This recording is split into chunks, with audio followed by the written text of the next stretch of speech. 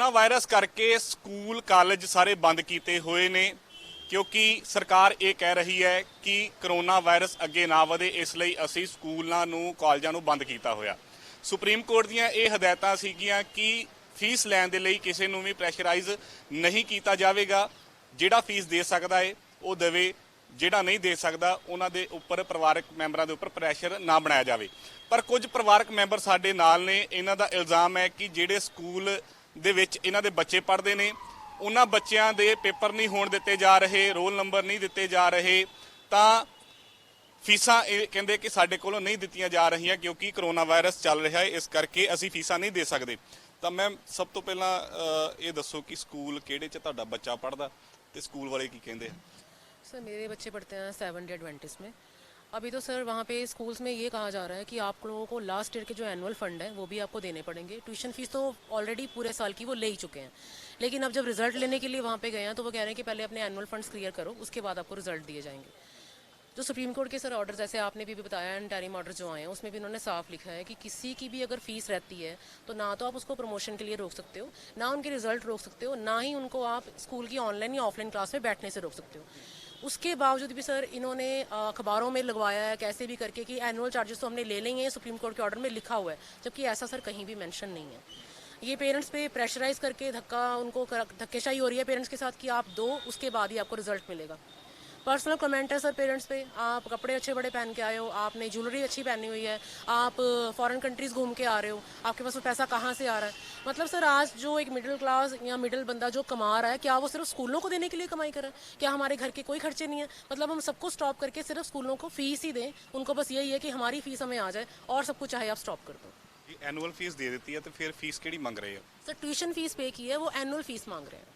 Annual charges किन्नी के जे मोटा अंदाजा लाई? 11,300 कुछ एक बच्चे दे उन्होंने पुलिस डीए भी देने ਕੱਢੇ ਹੋਏ ਆ, मतलब कि 11,320 रुपए पिछले साल दे, ਤੇ ਜਿਹੜੇ ਨਏ ਆ ਉਹ ਸਾਰੇ ਅੱਗੇ ਆ, मतलब कि जो न्यू है ਉਹ 15,000 ਇੱਕ ਬੱਚੇ ਦਾ ਨਾਲ ਜਿਹੜੀ ਫੀਸ ਜੋ 2 ਮਹੀਨੇ ਦੀ ਅਸੀਂ ਬੈਲੈਂਸ ਹੈ ਸਾਡੀ ਨਹੀਂ ਕਰੋਨਾ ਕਰਕੇ ਨਹੀਂ ਦੇ ਪਾ ਰਹੇ ਉਹ ਵੀ ਹੈ, ਪਲੱਸ ਬੁੱਕਸ ਦੇ ਚਾਰजेस ਉਹ ਵੀ ਵੱਖਰੇ ਪੇਰੈਂਟਸ ਦੇ ਉੱਤੇ ਹੈ, मतलब यूनिफॉर्म बुक्स बैग वगैरह नहीं है बच्चे को, होर कुछ नहीं है, सारा कुछ एसेसरीज बच्चे ਨੂੰ प्रोवाइड तो करनी है पेरेंट्स ने, वो सारा कुछ है। तो पिछले ईयर ਦੇ ਸਾਡੇ ਤੋਂ ਬਿਲਡਿੰਗ ਫੰਡ ਵਗੈਰਾ ਮੰਗ ਰਹੇ ਜੋ ਅਸੀਂ ਨਹੀਂ ਦੇ ਸਕਦੇ, ਨਹੀਂ ਦੇ ਸਕਦੇ, मतलब ਅਸੀਂ ਜਸ ਬੱਚਾ ਸਾਡਾ ਸਕੂਲ ਦੇ ਵਿੱਚ ਵਾਇਰਸ ਤੋਂ ਪਹਿਲਾਂ ਸਾਰੀਆਂ ਫੀਸਾਂ ਦਿੰਦੇ ਸੀ ਤੁਸੀਂ? ਬਿਲਕੁਲ ਸਰ, ਆਲ ਅੱਜ ਤੱਕ ਅਸੀਂ ਕਦੇ ਲੇਟ ਫੀਸ ਨਹੀਂ ਦਿੱਤੀ, 1 ਡੇ ਲੇਟ ਫੀਸ ਨਹੀਂ ਦਿੱਤੀ। ਸਾਡਾ ਉਹਨਾਂ ਨੇ ਰਿਕਾਰਡ, ਮੈਂ ਉਹਨਾਂ ਨੂੰ ਕਿਹਾ ਕਿ ਤੁਸੀਂ ਸਾਡਾ ਰਿਕਾਰਡ ਚੈੱਕ ਕਰੋ ਕਿ ਅੱਜ ਤੱਕ ਅਸੀਂ ਕਦੇ ਲੇਟ ਫੀਸ ਨਹੀਂ ਦਿੱਤੀ। ਤੁਸੀਂ ਇੰਨਾ ਰਿਕਾਰਡ ਤੇ ਕਰ ਸਕਦੇ ਹੋ, ਪੇਰੈਂਟਸ ਦੀ ਕੋਈ ਮਜਬੂਰੀ ਹੋਗੀ ਕਿ ਪੇਰੈਂਟਸ ਫੀਸ ਨਹੀਂ ਪੇ ਕਰ ਰਹੇ ਆ, ਤੇ ਉਹ ਕਹਿੰਦੇ ਜੀ ਇਹ ਤਾਂ ਤੁਹਾਨੂੰ ਦੇਣਾ ਹੀ ਪੈਣਾ, ਤੁਸੀਂ ਹੁਣ ਵੀ ਦੱਸੋ, ਹੁਣ ਵੀ ਦੇਣਾ ਹੀ पैना।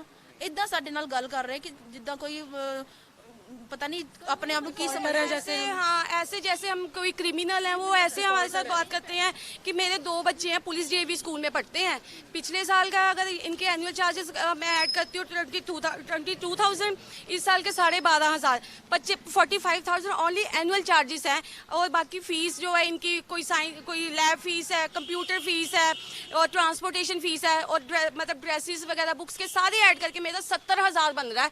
तो जब मैंने मैम से ये बात करी कि मैम जो बंदा जिसकी सैलरी 20,000 है वो क्या करेगा, कहती है आप इंस्टॉलमेंट में दे दो। मैंने कहा हम इंस्टॉलमेंट में सिर्फ बच्चे ही पढ़ाएंगे, खाना नहीं खाएंगे, मतलब कुछ मतलब हमारे और कोई खर्चे नहीं है। कह रहे गोल्ड आपने पहना हुआ है, कपड़े आपके इतने अच्छे हैं और आप बच्चों की फीस नहीं भर सकते। तो जिनकी मतलब ये है कि अगर एक मंथ की फीस कमेंट तो स्कूल वाले कर रहे हैं, स्कूल वाले कर रहे हैं, स्कूल वाले कर रहे हैं कि मतलब आप मतलब क्या हम वहाँ भिखारी बन के जाएं, हाथ में कटोरा लेके जाएं? रूल्स एंड रेगुलेशंस हैं कि आप जब पीटीएम पे भी आते हो ना तो आप वेल बन के अप टू डेट बन के आओ। आपको अगर आप नाइट सूट में आ रहे हो, सुबह 7 बजे 8 बजे पीटीएम अगर स्कूल की होती है तो आप नाइट सूट में नहीं आएंगे, वेल ड्रेस्ड होके आपको स्कूल में एंटर हुआ जाएगा। ये क्वेश्चन मैंने टीचर से भी किया। बच्चे को छोड़ने नाइट सूट में जाए, वो हमें गेट से अंदर एंटर नहीं करने देते, वो कहते हैं कि ये क्या बन के आए हो, जुलूस निकाल रहे हो आप हमारे स्कूल का। तो मतलब अगर हम नाइट सूट में आते हैं, दूसरे कपड़ों में आते हैं तो आपके स्कूल का जुलूस निकलता है, अगर हम अपडेट होके आते हैं तो भाई हम हाई फाई हैं। मतलब हर घर की कंडीशन अलग होती है, जरूरी थोड़ी होता कि बंदा जो बाहर से दिखता अंदर से वही है। फिर उनको बोलते हैं जी आप मतलब 6 कर लो इंस्टॉलमेंट्स, 6 इंस्टॉलमेंट्स 20,000 में मैं 6 इंस्टॉलमेंट्स में बच्चे की इंस्टॉलमेंट्स दूंगी सैलरियाँ नहीं बढ़ी। टीचर से जब ये बात करी मेरे हस्बैंड ने कि मैम आपकी सैलरी भी बढ़ी है, तो आगे से उसने बोला कि ये आपका मैटर नहीं है, आप प्रिंसिपल मैम से बात करो। फिर ठीक है, हम मेरी सिस्टर है, इसकी बेटी का हम रिजल्ट लेने गए दोबारा, जब डीसी साहब के हमें ऑर्डर मिले रिटर्न में, तो हम गए उनके पास। तो फिर उन्होंने ऑर्डर दिया, तो टीचर ने बोला भी देखो हम आप पेरेंट्स के साथ हैं, कई टीचर भी साथ हैं, कोऑपरेट कर रहे हैं, पर हम बोल नहीं सकते, कहते हैं हम सामने नहीं आ सकते। अगर हम बोलते हैं तो हमें वो कहते हैं आप रिजाइन करके चले जाओ, हमारे पास बहुत टीचर हैं, हाफ सैलरी दे रहे हैं। हाफ सैलरी दे रहे हैं। हमने यही उनसे पूछा जब कि आपको सैलरी पूरी मिली है, तो वो इससे ये हम आपको नहीं बता सकते। उनको डर है कि अगर हम बताएंगे हाईलाइट हो जाएंगे तो भी हमारा चले। ਬੱਚੇ ਕਿੰਨੇ ਕੁ ਬੱਚੇ ਕੋਲ ਹੋਇਆ ਕੋਈ ਅੰਦਾਜ਼ਾ ਕਿੰਨੇ ਕੁ ਬੱਚਿਆਂ ਦਾ ਉਹਨਾਂ ਦਾ ਰਿਜ਼ਲਟ ਰੁਕਿਆ ਹੋਇਆ? काफी बच्चे हैं, बहुत बच्चे हैं। इवन तकरीबन आप मानोगे जिस दिन 27 को रिजल्ट डिक्लेयर हुआ है स्कूल का सैटरडे, तो कम से कम उस टाइम 400-500 पेरेंट्स थे जो इस बात के लिए वहाँ पे कर रहे थे कि मैम प्लीज रिजल्ट दे दो, हम आपको इंस्टॉलमेंट में फीस दे देंगे, एनुअल चार्जेस से चलो बात दी गल है, फीस दे देंगे। तब भी उन्होंने रिजल्ट नहीं दिया, उनको पहले हमें सारे पैसे दो तब रिजल्ट मिलेगा। वेट करते पे सर बेचारे इतने मतलब हो गए कि यार हरास की, यार मम्मा ये क्या बात हो गई कि मतलब हमें रिजल्ट ही नहीं दिया। मेरा बेटा एक 9th में आया है, एक 6th में आया है, तो मतलब मेरी भांजी है 5th क्लास में आई है और A1 मतलब A* है, हर मतलब फंक्शन में पार्टिसिपेट करती है और A* ही आती है। उसका रिजल्ट होल्ड कर दिया, नहीं दिया। इवन मतलब हमें आप आओ, हमें मतलब अपनी बैंक के स्टेटमेंट दो, हमें ITRs दिखाओ, फिर हम देखेंगे कि आपको मतलब हमने कंसेशन देना कि नहीं देना। भाई जो बंदा मुश्किल से कमा के खा ही रहा है, आपको कहाँ से अपनी बैंक स्टेटमेंट ला के दे? अगर है ही नहीं है तो क्या दिखाएं हम आपको? पर्सनल हमारे डॉक्यूमेंट ਬਾਈ ਹੋਣਾ ਨੂੰ ਵੀ ਜਿਹੜਾ ਵਾ ਇਹ ਪਰਸਨਲ ਕਮੈਂਟ ਕੀਤੇ ਇਹਨਾਂ ਨੇ ਹੁਣੇ ਦੱਸਿਆ ਕਿ ਇਹਨਾਂ ਨੇ ਮੁੰਦਰੀਆਂ ਪਾਈਆਂ ਨੇ ਜਾਂ ਵਾਲੀਆਂ ਪਾਈਆਂ ਨੇ, ਤਾਂ ਇਦਾਂ ਦੇ ਕਮੈਂਟ ਜਿਹੜੇ ਸਕੂਲ ਵਾਲੇ ਕਰ ਰਹੇ ਆ। ਤਾਂ ਕਿੰਨੇ ਕੁ ਚਿਰ ਤੋਂ ਤੁਹਾਡਾ ਬੱਚਾ ਉਸ ਸਕੂਲ 'ਚ ਪੜ੍ਹਦਾ? ਸਰ ਮੇਰਾ ਬੇਟਾ ਪਿਛਲੇ 7 ਸਾਲ ਤੋਂ ਪੁਲਿਸ DAV ਸਕੂਲ ਪੜ੍ਹ ਰਿਹਾ, ਬੇਟੀ 4 ਸਾਲ ਤੋਂ ਪੜ੍ਹ ਰਹੀ ਹੈ। ਤੇ ਸਕੂਲ ਦਾ ਵਤੀਰਾ ਦੇਖ ਕੇ ਕੀ ਲੱਗਦਾ, ਕੀ ਮਹਿਸੂਸ ਹੋ ਰਿਹਾ? ਸਕੂਲ ਦਾ ਵਤੀਰਾ ਸਰ ਜਿੰਨੀ ਦੇਰ ਤੱਕ ਉਹਨਾਂ ਨੂੰ ਪੇ ਕਰ ਰਹੇ ਸੀਗੇ ਉਨੀ ਦੇਰ ਤੱਕ ਤਾਂ ਬਹੁਤ ਗੁੱਡ ਸੀਗਾ। ਜਦੋਂ ਉਹਨਾਂ ਨੂੰ ਪੇ ਨਹੀਂ ਹੋਇਆ ਕਰੋਨਾ ਕਾਲ ਕਰਕੇ, ਉਹ ਹੁਣ ਆਪਣੀਆਂ ਤਨਖਾਹਾਂ ਨੂੰ ਕਹੀ ਜਾਂਦੇ ਆ ਕਿ ਟੀਚਰਸ ਨੂੰ ਅਸੀਂ ਵੀ ਤਨਖਾਹਾਂ ਦੇਣੀਆਂ ਆ, ਤੇ ਪਰ ਉਹ ਸਾਡੇ ਸਿਰ ਤੋਂ ਹੀ ਦੇਣੀਆਂ, ਇਹ ਮੈਨੂੰ ਸਮਝ ਨਹੀਂ ਆ ਰਹੀ ਹੈ। ਕੀ ਕਹਿੰਦੇ ਸੀ ਤੁਹਾਡੇ ਵਾਲੀਆਂ ਦਾ ਕਮੈਂਟ ਕੀਤਾ ਸੀ ਉਹਨਾਂ ਨੇ, ਕੀ ਕਹਿੰਦੇ ਸੀ? ਮੈਨੂੰ ਉਹਨਾਂ ਨੇ ਬੁਲਾਇਆ ਸੀ ਸਕੂਲ ਦੇ ਵਿੱਚ ਕਿ ਤੁਹਾਡੇ ਬੈਲੈਂਸ ਰਹਿੰਦਾ ਆ। ਜਦੋਂ ਉੱਥੇ ਗਏ ਆ ਮੈਂ ਕਿਹਾ ਜੀ ਮੇਰਾ ਤਾਂ ਬੈਲੈਂਸ ਹੀ ਸਿਰਫ 2 ਮਹੀਨੇ ਦਾ, ਜਦਕਿ ਜਨਵਰੀ ਮਹੀਨੇ ਦੇ ਵਿੱਚ ਵੀ ਮੇਰੇ ਬੱਚਿਆਂ ਦਾ ਰਿਜ਼ਲਟ ਰੋਕਿਆ ਗਿਆ ਸੀਗਾ ਔਰ ਇੱਥੇ ਵੀ ਰੋਕਿਆ ਗਿਆ ਸੀਗਾ।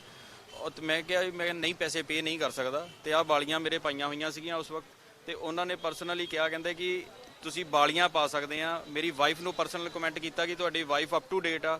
ਇਹ ਹੱਕ ਇੱਕ ਜੈਂਟਸ ਮੈਨੇਜਮੈਂਟ ਦੇ ਬੰਦੇ ਨੂੰ, ਜੈਂਟਸ ਨੂੰ ਕਿਹਨੇ ਦਿੱਤਾ ਕਿ ਉਹ ਲੇਡੀ ਨੂੰ ਇਹ ਕਮੈਂਟ ਕਰੇ, ਮੇਰੀਆਂ ਵਾਲੀਆਂ ਤੇ ਕਮੈਂਟ ਕਰੇ? ਨਾ ਤਾਂ ਮੈਂ ਸਕੂਲ ਪ੍ਰਸ਼ਾਸਨ ਤੋਂ ਲੈ ਕੇ ਬਣਾਈਆਂ, ਠੀਕ ਹੈ ਜੀ, ਤੇ ਨਾ ਹੀ ਮੈਂ ਕਿ ਉਹਨਾਂ ਨੂੰ ਇਸ ਦਾ ਜਵਾਬ ਦੇ ਆ। ਮੈਂ ਪਰ ਇਹ ਵੀ ਗੱਲ ਕਹੀ ਸੀ ਕਿ ਮੈਂ ਵਾਲੀਆਂ ਲਾ ਦਿੱਤੀਆਂ ਸੀਗੀਆਂ ਕਿ ਆਹ ਲਓ ਮਹਾਰਾਜ ਕਿ ਵਾਲੀਆਂ ਵੇਚ ਕੇ ਤੁਸੀਂ ਆਪਣੇ ਪੈਸੇ ਪੂਰੇ ਕਰ ਲਓ। ਇਹਦਾ ਜੇ ਤੁਹਾਡੇ ਪੈਸੇ ਪੂਰੇ ਹੁੰਦੇ ਠੀਕ ਆ, ਕੱਲ ਨੂੰ ਤੁਸੀਂ ਸਾਨੂੰ ਕਹਿੰਦੇ ਆ ਕਿ ਅਪ ਟੂ ਡੇਟ ਹੋ ਕੇ ਆਓ। ਜੇ ਅੱਜ ਅਸੀਂ ਅਪ ਟੂ ਡੇਟ ਹੋ ਕੇ ਆਨੇ ਆ, ਕੱਪੜੇ ਸੋਹਣੇ ਪਾ ਕੇ ਆਨੇ, ਫਿਰ ਕੱਲ ਨੂੰ ਤੁਹਾਨੂੰ ਕੱਪੜੇ ਵੀ ਚੰਗੇ ਲੱਗਣਗੇ, ਉਹ ਵੀ ਲਾ ਦੇਾਂਗੇ। ਇਹ ਚੀਜ਼ਾਂ ਅੱਛੀਆਂ ਨਹੀਂ ਲੱਗ ਰਹੀਆਂ। ਸਕੂਲ ਪ੍ਰਸ਼ਾਸਨ ਜਿਹੜਾ ਕਰ ਰਿਹਾ ਕਿ ਉਹ ਪੇਰੈਂਟਸ ਦੇ ਉੱਤੇ ਦਬਾਅ ਬਣਾ ਰਿਹਾ, ਕੱਲੇ ਨੂੰ ਬੁਲਾ ਰਿਹਾ ਕਿ ਤੁਸੀਂ ਕੱਲਾ ਸਾਡੇ ਕੋਲ ਆਓ। ਜਿਹੜੀ ਗੱਲ ਉਹਨਾਂ ਨੇ ਕਰਨੀ ਆ ਉਹ ਇੱਕ ਪੂਰੀ ਫੀਲਡ ਦੇ ਵਿੱਚ ਕਿਉਂ ਨਹੀਂ ਕਰ ਪਾ ਰਹੇ? ਉਹ ਕੱਲੇ ਨੂੰ ਬਣਾ ਕੇ ਉਹ ਕਿਸੇ ਨੂੰ 25%, ਕਿਸੇ ਨੂੰ 20% ਡਿਸਕਾਊਂਟ ਦੇਣ ਦੀ ਕੋਸ਼ਿਸ਼ ਕਰ ਦਿੰਦੇ ਆ। ਉਸ ਬੰਦੇ ਨੂੰ ਖੁਦ ਇੱਕ ਆਪਣੇ ਲੈਵਲ ਦੇ ਉੱਤੇ ਸਾਈਡ ਕਰਨ ਦੀ ਕੋਸ਼ਿਸ਼ ਕਰ ਦਿੰਦੇ ਵੀ ਇਹ ਬੰਦਾ ਮੋਹਰੇ ਆਇਆ ਜੀ, ਇਹਨੂੰ ਸਾਈਡ ਤੇ ਕਰ ਦਿਓ। ਪਰ ਇਹ ਅਸੀਂ ਜਿਹੜੀ ਲੜਾਈ ਲੜ ਰਹੇ ਆ, ਅਸੀਂ ਇਹ ਤੁਹਾਡੇ ਵਾਸਤੇ ਵੀ ਸਰ, ਮੀਡੀਆ ਵਾਸਤੇ ਵੀ, ਆਲ ਇੰਡੀਆ, ਆਲ ਪੰਜਾਬ, ਜਿਹੜੇ ਜੱਟ ਭਾਈ ਸਾਡੇ ਬੈਠੇ ਆ ਬਾਰਡਰਾਂ ਦੇ ਉੱਤੇ ਬੈਠੇ ਆ, ਜਾ ਕੇ ਸਾਡੀ ਰੋਟੀ ਵਾਸਤੇ ਜਿਹੜੇ ਜਿੱਦ ਕਰ ਰਹੇ ਆ ਕਿ ਸਾਡੀ ਰੋਟੀ ਮਹਿੰਗੀ ਹੋ ਜਾਣੀ ਆ, ਤੇ ਅਸੀਂ ਇਹ ਵੀ ਕਹਾਂਗੇ ਸਾਡੀ ਸਿੱਖਿਆ ਵੀ ਸਸਤੀ ਹੋਣੀ ਚਾਹੀਦੀ ਆ, ਸਾਡੇ ਬੱਚਿਆਂ ਨੂੰ ਸਿੱਖਿਆ ਵੀ ਸਸਤੀ ਮਿਲਣੀ ਚਾਹੀਦੀ ਆ। ਉਹਦੇ ਲਈ ਅਸੀਂ ਕਿਸਾਨ ਸਾਡੀ ਰੋਟੀ ਵਾਸਤੇ ਲੜ ਰਹੇ, ਅਸੀਂ ਉਹਨਾਂ ਦੇ ਬੱਚਿਆਂ ਲਈ ਤੇ ਆਪਣੇ ਬੱਚਿਆਂ ਦੀ ਪੜ੍ਹਾਈ ਵਾਸਤੇ ਲੜ ਰਹੇ ਆ। ਸਰਦਾਰ ਸਾਹਿਬ ਤੁਹਾਡੇ ਕੋਲ ਡਿਟੇਲ ਹੈਗੀ ਹੈ ਇੱਕ ਕਿ ਕਿਹੜੀ ਫੀਸ ਹੁੰਦੀ ਹੈ ਸਕੂਲਾਂ ਦੀ, ਤੇ ਕਿਹੜੀ ਆਮ ਲੋਕਾਂ ਨੂੰ ਪਤਾ ਆ? ਸਾਨੂੰ ਤਾਂ ਆਮ ਜਿਵੇਂ ਟਿਊਸ਼ਨ ਫੀਸ ਪਤਾ ਹੈ, ਇੱਕ ਜਿਹੜੀ ਮੰਥਲੀ ਫੀਸ ਦਾ ਪਤਾ, ਕਿਹੜੀਆਂ ਫੀਸਾਂ ਹੁੰਦੀਆਂ ਸਕੂਲ ਦੀਆਂ? ਔਰ ਦੇਖੋ ਜੀ, ਨਾਰਮਲ ਐਕਚੁਅਲ ਦੇ ਵਿੱਚ ਅਸੀਂ ਜਦੋਂ ਕੋਈ ਵੀ ਸਕੂਲ ਖੁੱਲ੍ਹਦਾ ਉਹ 'ਚ ਨਾ ਇੱਕ ਸਕੂਲ ਫੀਸ ਹੀ ਹੁੰਦੀ ਹੈ, ਤੇ ਸਕੂਲ ਫੀਸ ਤੋਂ ਇਲਾਵਾ ਉਹ ਕਹਿੰਦੇ ਨੇ ਕਿ ਕਦੀ ਸਾਨੂੰ ਅਗਰ ਡਿਵੈਲਪਮੈਂਟ ਦੀ ਲੋੜ ਹੈ, ਚਲੋ, ਤੇ ਉਹਦੇ ਲਈ ਇੱਕ ਤੁਸੀਂ ਸਰਪਲਸ ਫੰਡ ਕ੍ਰੀਏਟ ਕਰ ਦਿਓ, ਤੇ ਜਿਹਨੂੰ ਉਹਦੇ ਡਿਵੈਲਪਮੈਂਟ ਨਾਂ ਦਾ ਦੇ ਦਿਓ, ਚਾਹੇ ਸਰਪਲਸ ਫੰਡ।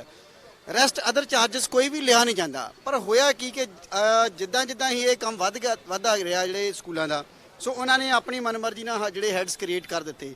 ਉਹ ਕਿਉਂਕਿ ਕੋਈ ਵੀ ਕੁਐਸਚਨ ਰੇਜ਼ ਕਰਨ ਵਾਲਾ ਨਹੀਂ ਸੀ, ਸੋ ਇਸ ਲੈਵਲ ਤੱਕ ਚਲਾ ਗਿਆ ਕਿ ਦੇਖੋ, ਅਸੀਂ ਕਹਿੰਦੇ ਹਾਂ ਕਿ ਬੱਚਾ ਜਦੋਂ ਸਕੂਲ 'ਚ ਦਾਖਲ ਹੁੰਦਾ ਤੇ ਇੱਕੋ ਵਾਰੀ ਐਡਮਿਸ਼ਨ ਹੁੰਦੀ ਆ, ਐਂਡ ਇਸ ਚੀਜ਼ ਨੂੰ ਕੋਰਟ ਨੇ ਵੀ ਮੰਨਿਆ ਕਿ ਬੱਚਾ ਵਨਸ ਐਡਮਿਟਡ ਹੁੰਦਾ ਸੋ ਐਡਮਿਸ਼ਨ ਫੀਸ ਬਾਰ-ਬਾਰ ਨਹੀਂ ਲਈ ਜਾਂਦੀ। ਜਦੋਂ ਇਹਦੇ ਤੇ ਸਵਾਲ ਖੜੇ ਹੋਏ ਵੀ ਕਿਉਂਕਿ ਉਹਨਾਂ ਨੇ ਇਹਦਾ ਨਾਮ ਦਿੱਤਾ ਸੀ ਰੀਐਡਮਿਸ਼ਨ ਤੇ ਸਵਾਲ ਖੜੇ ਹੋਏ ਤੇ ਉਹਨਾਂ ਨੇ ਇਹਨੂੰ ਦਿੱਤਾ ਜੀ ਨਾਮ ਡਿਵੈਲਪਮੈਂਟ ਫੰਡ ਦਾ, ਕਿਸੇ ਨੇ ਨਾਮ ਦਿੱਤਾ ਇਹਨੂੰ ਐਨੂਅਲ ਚਾਰजेस ਦਾ। ਪਰ ਐਨੂਅਲ ਚਾਰजेस ਕੀ ਹੁੰਦੇ ਨੇ ਉਹ ਕਿਸੇ ਨੂੰ ਅਜੇ ਤੱਕ ਪਤਾ ਹੀ ਨਹੀਂ। For what purpose they are taking nobody knows.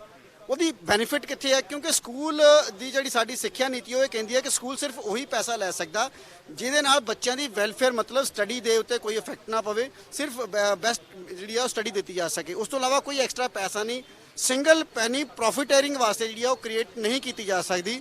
School ਜੋ ਪੈਸਾ ਕਲੈਕਟ ਹੁੰਦਾ ਉਹਦਾ 85% ਜਿਹੜਾ ਉਹ ਖਰਚ ਕਰੇਗਾ ਤੇ 15% ਉਹਨੂੰ ਸਰਪਲਸ ਲਈ ਰੱਖੇਗਾ, ਜਿਹੜਾ ਪੈਸਾ ਅਗਲੇ ਸਾਲ ਦੇ ਲਈ ਉਹ ਖਰਚ ਕਰੇਗਾ। ਪਰ ਹੋ ਦੇ ਵਿੱਚ ਥੋੜਾ ਦੱਸੋ ਕਿ ਕਿਹੜੀ ਫੀਸ ਲਈ ਜਾਂਦੀ ਹੈ, ਕਿਹੜੇ ਤਰੀਕਿਆਂ ਨਾਲ ਪੈਸੇ ਜਿਹੜੇ ਸਕੂਲਾਂ ਵੱਲੋਂ ਲਏ ਜਾਂਦੇ ਆ? ਦੇਖੋ ਜੀ, ਮੈਂ ਵੈਸੇ ਇੱਕ ਛੋਟੀ ਜੀ ਗੱਲ ਕਰ ਦਿੰਦਾ ਕਿ ਕੁਝ ਇੱਕ ਸਕੂਲ ਦੇ ਦੇਖੋ ਡਿਟੇਲ ਦਿੰਨਾ ਕਿ 19-20 ਦਾ ਟੈਰਿਫ ਹੈ। 19-20 ਦੇ ਟੈਰਿਫ ਦੇ ਵਿੱਚ ਤੁਸੀਂ ਐਨੂਅਲ ਚਾਰजेस ਦੇਖਦੇ ਹੋ 4100 ਹੈ ਐਂਡ ਸੇਮ ਸਕੂਲ ਦਾ ਜਿਹੜਾ ਟੈਰਿਫ 20 ਦਾ ਉਹ 10000 ਹੋ ਗਿਆ। ਪਹਿਲਾਂ ਕਿ ਟੋਟਲ ਹਰ ਇੱਕ ਕਲਾਸ ਦੇ ਵਿੱਚ ਉਹ 4100 ਸੀਗਾ ਤੇ ਉਹ 10000 ਤੋਂ ਚੱਲ ਕੇ 15300 ਹੋ ਗਿਆ 19-20, ਕਿਉਂਕਿ ਕੋਰਟ ਨੇ ਕੀ ਕਹਿਤਾ 19-20 ਦੇ ਮੁਤਾਬਿਕ। ਹੁਣ ਦੇਖੋ ਤੁਸੀਂ ਡਿਫਰੈਂਸ ਕਿੰਨੇ ਪਰਸੈਂਟ ਇਹ ਵੱਧ ਗਿਆ। ਸੋ ਇਹ ਚੀਜ਼ਾਂ ਜਿਹੜੀਆਂ ਨੇ ਇਹਦੇ ਵਿੱਚ ਹੁਣ ਦੇਖੋ ਕੰਪਿਊਟਰ ਚਾਰजेस, ਕੀ ਕੰਪਿਊਟਰ ਚਾਰजेस ਜਿਹੜੇ ਹੈ ਕੰਪਿਊਟਰ ਐਜੂਕੇਸ਼ਨ ਦਾ ਪਾਰਟ ਨਹੀਂ ਹੈ? ਵੱਡਾ ਸਵਾਲ ਹੈ। ਹੁਣ ਪੀਪਲ ਫੰਡ ਹੈ, ਪੀਪਲ ਫੰਡ ਹੁੰਦਾ ਕੀ ਆ? ਠੀਕ ਹੈ, ਆਮ ਲੋਕਾਂ ਲਈ ਪੀਪਲ ਹੈ ਕਿ ਸ਼ਾਇਦ ਲੋਕਾਂ ਦਾ ਫੰਡ ਆ, ਕੀ ਹੈ? ਹੁਣ ਇਹਦੇ ਵਿੱਚ ਟਿਊਸ਼ਨ ਫੀਸ ਐਕਸਟਰਾ ਹੈ। ਸੋ ਤੁਸੀਂ ਇੱਥੇ ਦੇਖੋ ਮੋਟਾ 4 ਹੈਡਸ ਨੇ ਐਂਡ ਜਿਹੜੇ ਹੈਡਸ ਨੇ ਟਿਊਸ਼ਨ ਫੀਸ ਜਿਹੜੀ ਆ ਉਹਦੇ ਅੰਦਰ ਕਿੰਨੇ ਹੈਡਸ ਨੇ? ਉਹਦੇ ਵਿੱਚ ਵੀ ਕੋਈ ਆਈਟੀ ਯੂਜ਼ਰ ਹੈ, ਕੋਈ ਕਾਉਂਸਲਿੰਗ ਚਾਰजेस ਹੈ, ਕੋਈ ਵੀਕਲੀ ਟੈਸਟ ਨੇ। ਠੀਕ ਆ, ਸੋ ਅਸੀਂ ਲੋਕਾਂ ਨੂੰ ਇੱਕੋ ਚੀਜ਼ ਕਹਿੰਦੇ ਆ ਵੀ ਹਾਂਜੀ ਇਹ ਟਿਊਸ਼ਨ ਫੀਸ ਆ, ਪਰ ਬੜਾ ਵੱਡਾ ਸਵਾਲ ਹੈ ਕਿ ਜਦੋਂ ਮਾਂ-ਬਾਪ ਇਨਕਮ ਟੈਕਸ ਦੀ ਰਿਟਰਨ ਭਰਦੇ ਨੇ, ਕਿਉਂਕਿ ਉਹਦੇ ਵਿੱਚ ਸੈਕਸ਼ਨ 86 ਦੇ 3 ਰਿਬੇਟ ਮਿਲਦੀ ਆ, ਉਹਦੇ ਲਈ ਜਦੋਂ ਲੈਟਰ ਲਈ ਜਾਂਦੀ ਹੈ ਸਕੂਲਾਂ ਕੋਲੋਂ ਤੇ ਉਹਦੇ ਜਿਹੜੀ ਫੀਸ ਹੈ ਉਹ ਹੈਰਾਨ ਹੁੰਦਾ ਮਾਂ-ਬਾਪ ਜਦੋਂ ਉਹਨੂੰ, ਉਹ ਤਾਂ 3600 4000 ਮਹੀਨੇ ਦਿੰਦਾ, ਪਰ ਉੱਥੇ ਲਿਖ ਕੇ ਮਿਲਦਾ ਹੈ ਜੀ 1000 ਜਾਂ ਕਿਸੇ ਦੀ 1000 ਤੋਂ ਵੀ ਥੱਲੇ। ਅਸਲ ਦੇ ਵਿੱਚ ਮਤਲਬ ਕੀ ਹੈ ਕਿ ਫੀਸ ਤਾਂ ਲੈ ਹੀ ਹੋ ਸਕਦੇ ਸੀ, ਕਿਉਂਕਿ ਸਰਕਾਰ ਨੂੰ ਅਸੀਂ ਦਿਖਾਉਣਾ ਹੈ ਕਿ ਅਸੀਂ ਐਕਚੁਅਲ 'ਚ ਫੀਸ ਕੀ ਲੈ ਰਹੇ ਹਾਂ, ਕਿਉਂਕਿ ਪ੍ਰੋਫਿਟੇਰਿੰਗ ਇੰਸਟੀਟਿਊਸ਼ਨ ਤਾਂ ਹੈ ਹੀ ਨਹੀਂ। ਪਰ ਅੱਜ ਵੱਡਾ ਸਵਾਲ ਇਹ ਹੈ ਕਿ ਇਹ ਨਵੇਂ ਸਕੂਲਾਂ ਦੀਆਂ ਜਿਹੜੀਆਂ ਬ੍ਰਾਂਚਾਂ ਉਹ ਕਿੱਥੋਂ ਖੜੀਆਂ ਹੋ ਰਹੀਆਂ ਨੇ? ਕਿਤੇ ਨਾ ਕਿਤੇ ਇਹੀ ਇੱਕ ਸੋਰਸ ਹੈ, ਕਿਉਂਕਿ ਇਹ ਪੈਸਾ ਇਕੱਠਾ ਕਰਕੇ ਨਵੀਆਂ ਬ੍ਰਾਂਚਾਂ ਖੋਲ ਰਹੇ ਨੇ। ਹੁੰਦਾ ਕੀ ਹੈ, ਕਾਨੂੰਨ ਇਹ ਕਹਿੰਦਾ ਹੈ ਕਿ ਤੁਸੀਂ ਜਿਹੜੇ ਸਕੂਲ ਦੇ ਵਿੱਚ ਬੱਚਾ ਪੜ੍ਹਦਾ, ਜਿਹੜੀ ਉਹਦੇ ਕੋਲ ਫੀਸ ਲਈ ਗਈ ਆ, ਉਹਨੂੰ ਕਿਸੇ ਵੀ ਜਗ੍ਹਾ ਤੇ ਹੋਰ ਯੂਟਿਲਾਈਜ਼ ਨਹੀਂ ਕਰ ਸਕਦੇ, ਈਵਨ ਦੈਨ ਸੁਸਾਇਟੀ ਦੇ ਅਕਾਊਂਟ ਵਿੱਚ ਨਹੀਂ ਪਾ ਸਕਦੇ ਤੁਸੀਂ। ਲਾ ਕੇ ਇਹੀ ਗੱਲ ਆ ਕਿ ਤਰੀਕੇ ਲੱਭੇ ਹੋਏ ਆ ਕਿ ਮਤਲਬ ਕੁੰਡੀਆਂ ਜਿਹੜੀਆਂ ਵਿਚਲੀਆਂ ਟੈਕਨੀਕਲ ਚੀਜ਼ਾਂ ਰੱਖੀਆਂ ਹੋਈਆਂ ਨੇ ਕਿ ਜਿਹਦੇ ਨਾਲ ਸਕੂਲ ਪ੍ਰਸ਼ਾਸਨ ਦੇ ਵੱਲੋਂ ਪੇਰੈਂਟਸ ਨੂੰ ਜਿਹੜਾ ਵਾ ਕਿਤੇ ਨਾ ਕਿਤੇ ਠੱਗਿਆ ਜਾਂਦਾ। ਤਾਂ ਵੱਡਾ ਸਵਾਲ ਇਹ ਹੈ ਕਿ ਸੁਪਰੀਮ ਕੋਰਟ ਦੇ ਵੱਲੋਂ ਇਹ ਗੱਲ ਆਖੀ ਗਈ ਹੈ ਕਿ ਤੁਸੀਂ ਪ੍ਰੈਸ਼ਰਾਈਜ਼ ਨਹੀਂ ਕਰ ਸਕਦੇ, ਰਿਜ਼ਲਟ ਨਹੀਂ ਰੋਕ ਸਕਦੇ, ਰੋਲ ਨੰਬਰ ਨਹੀਂ ਰੋਕ ਸਕਦੇ, ਪੇਪਰ ਦੇਣ ਤੋਂ ਨਹੀਂ ਰੋਕ ਸਕਦੇ, ਅਗਲੀ ਕਲਾਸ 'ਚ ਵਧਣ ਤੋਂ ਨਹੀਂ ਰੋਕ ਸਕਦੇ, ਪਰ ਸੁਪਰੀਮ ਕੋਰਟ ਦੀਆਂ ਹਦਾਇਤਾਂ ਨੂੰ ਵੀ ਛਿੱਕੇ ਟੰਗ ਕੇ ਇਹ ਸਭ ਕੁਝ ਹੋ ਰਿਹਾ ਹੈ। ਇਹ ਇਹਨਾਂ ਪਰਿਵਾਰਕ ਮੈਂਬਰਾਂ ਦਾ ਇਲਜ਼ਾਮ ਹੈ। ਕੈਮਰਾਮੈਨ ਮਨੀਸ਼ ਦੇ ਨਾਲ ਮਨਦੀਪ ਸਿੰਘ, ਜਲੰਧਰ।